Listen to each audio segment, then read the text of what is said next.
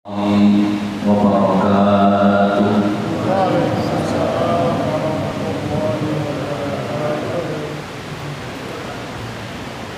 Alhamdulillah,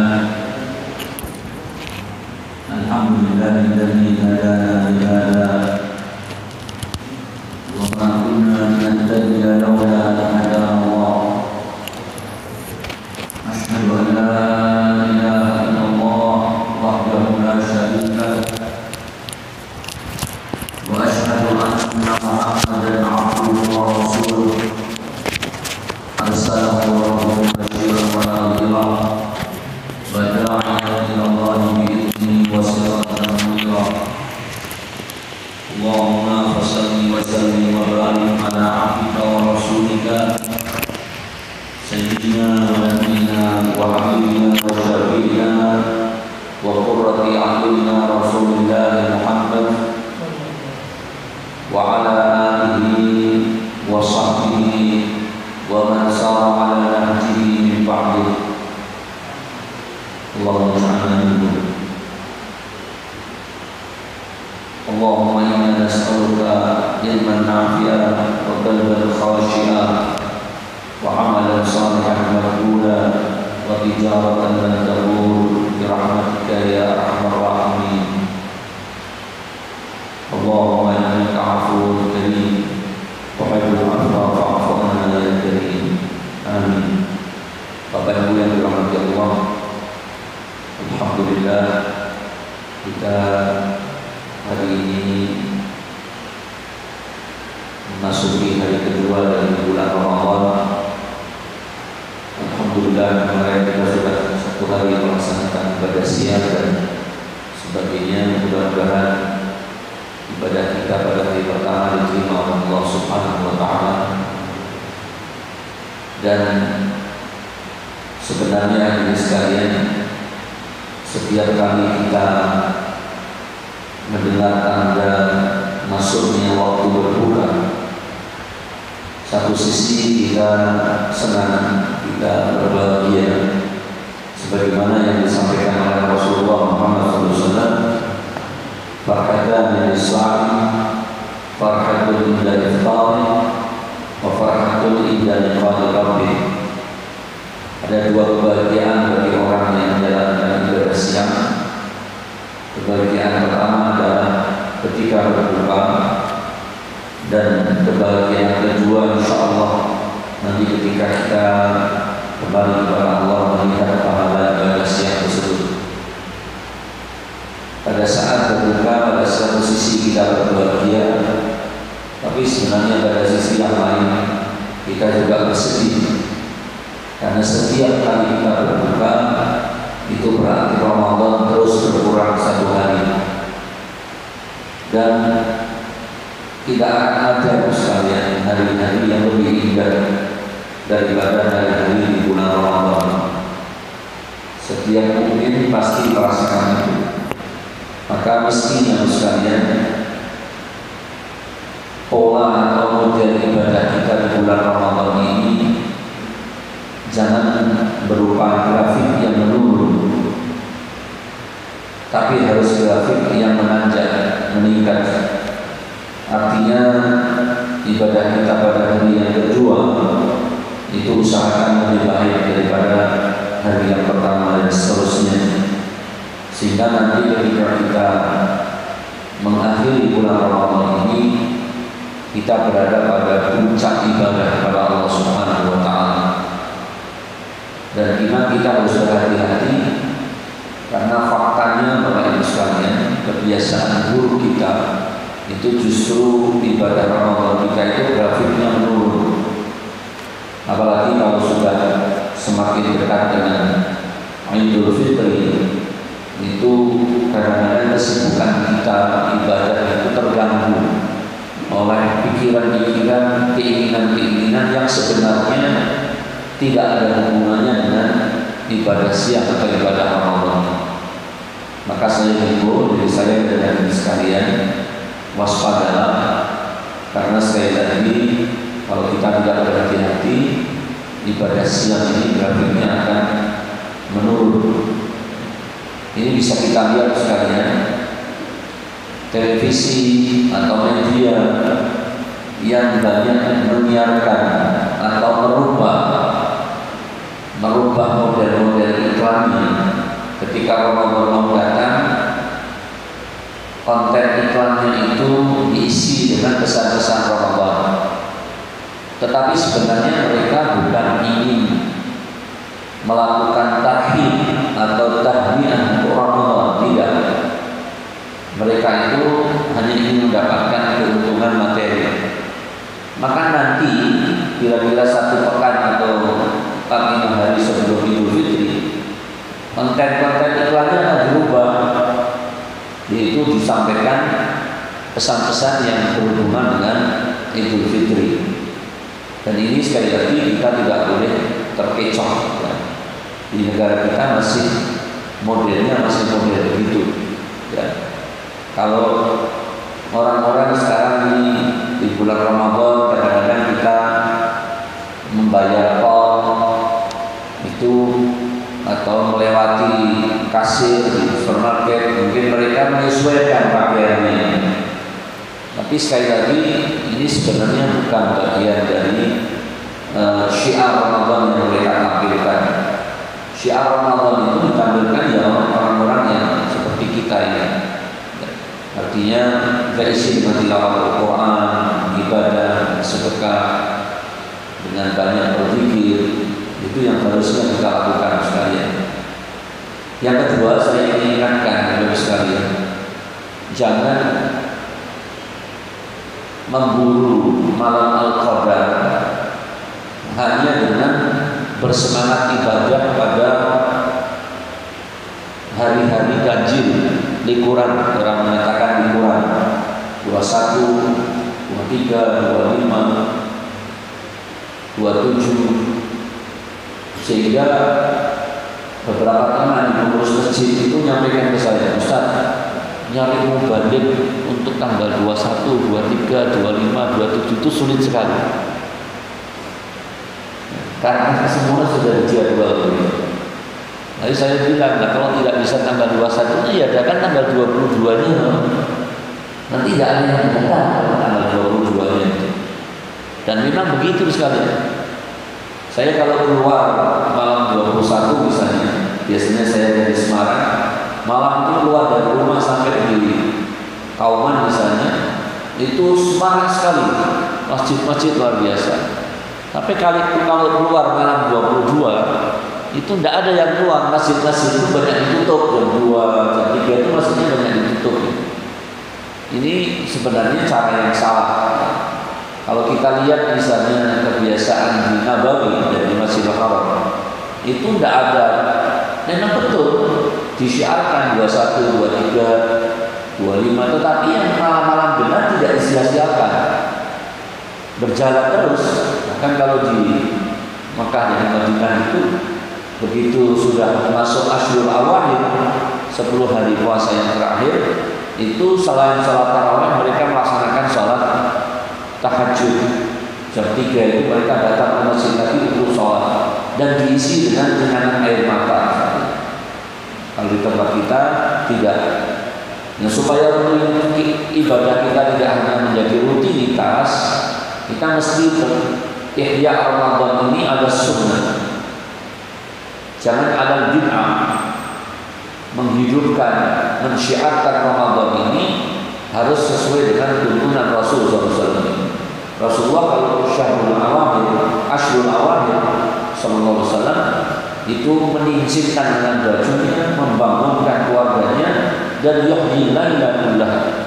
Rasulullah mengurangi tidurnya dan menghidupkan malam itu untuk beribadah. Terus semakin mendekati akhir Ramadan itu semakin intensif, semakin meningkat ibadahnya. Kalau kita mau ihya Ramadan pada sunnah, mestinya kita juga begitu. Yang ketiga, Bapak sekalian, saya himbau kalau tadarus malam. Ini tadi malam saya sempat lewat ke beberapa masjid ya. Dari timur saya kembali ke rumah itu saya di masjid. Tadarus malam itu sebaiknya ada yang bertanggung jawab untuk membimbing. Ya.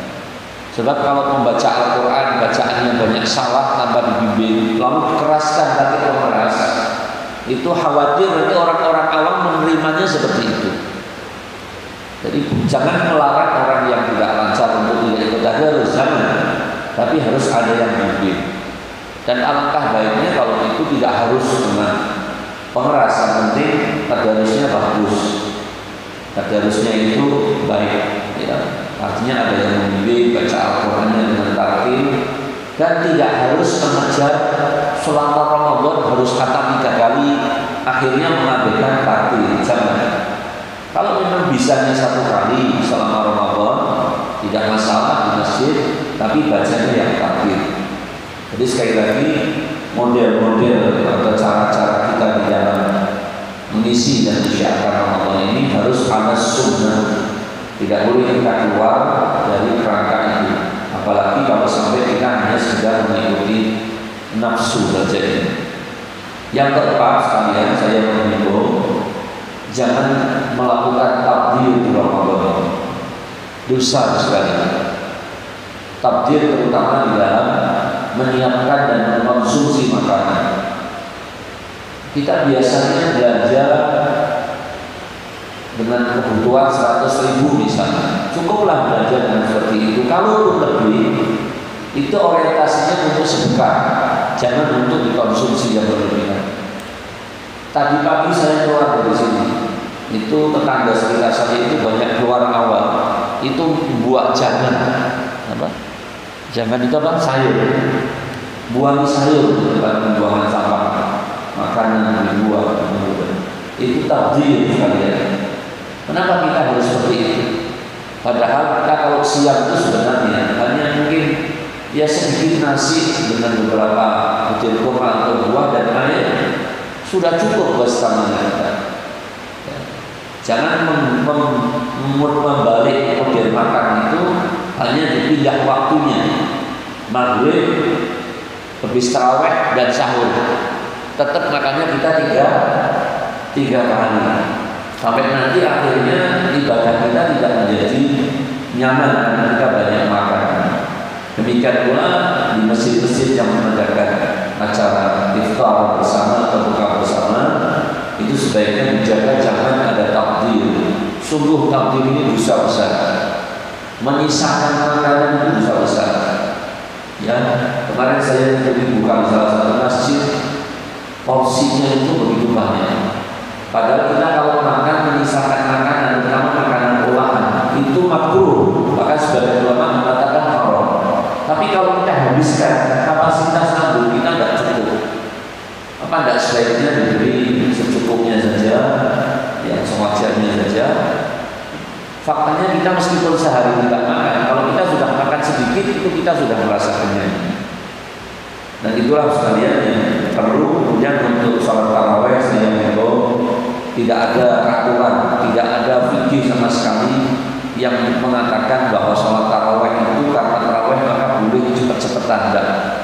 Cari fikihnya enggak ada. Sholat tetap harus tumaninah meskipun itu sholat taraweh.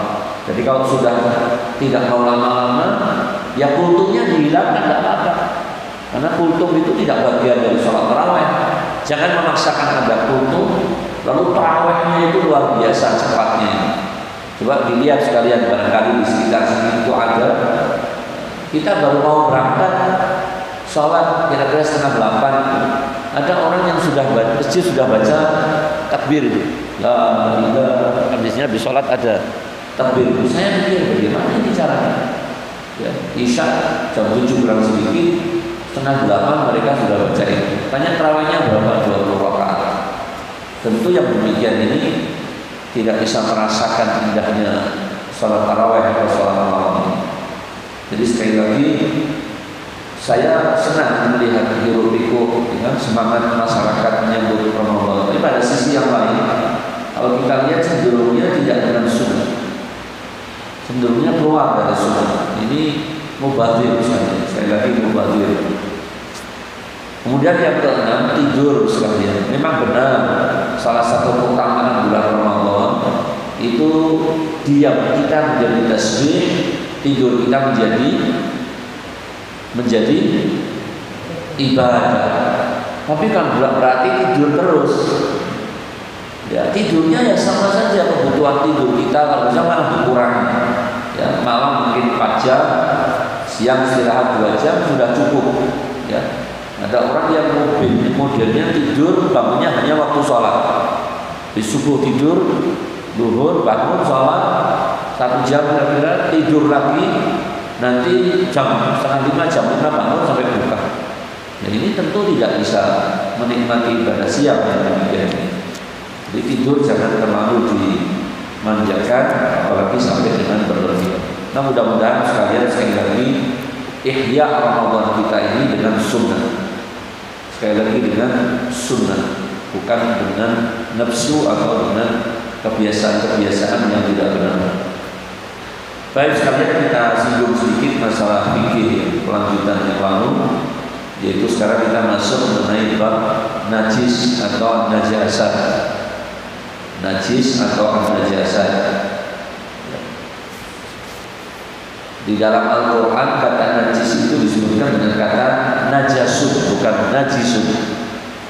Sebagian ulama mengartikan kata najis atau najas itu artinya kotor dan menjijikkan.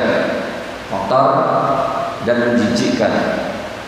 Sebagian ada yang mengartikan kata najas itu berarti yang bersifat non-materi atau najis, kotoran yang bersifat batiniah, seperti kotoran hati yang berupa syirik.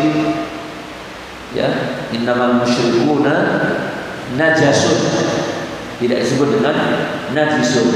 Yang di sini yang dimaksudkan najasun itu bukan badannya orang musyrik, tapi keyakinan yang ada dalam hati itu najas. Tapi kalau yang bersifat bendawi, yang bersifat lahiriah, ya, bukan maknawi, itu sering disebut dengan an-najis.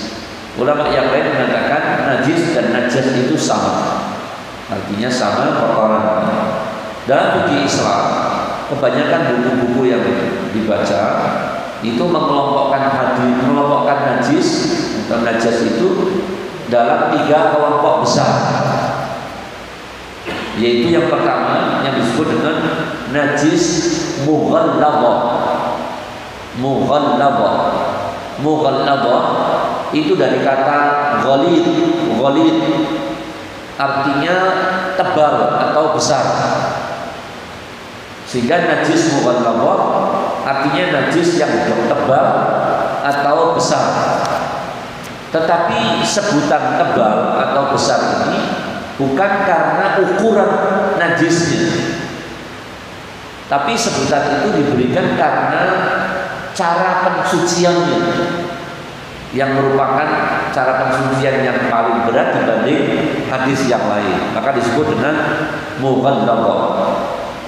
Najis mughalladhah ini adalah semua najis yang berasal dari babi dan anjing dan keturunan dari keduanya. Meskipun keturunannya itu dengan binatang yang suci. Jadi semua najis yang berasal dari anjing dan babi dan keturunan dari keduanya, meskipun keturunannya itu berasal dari binatang yang suci.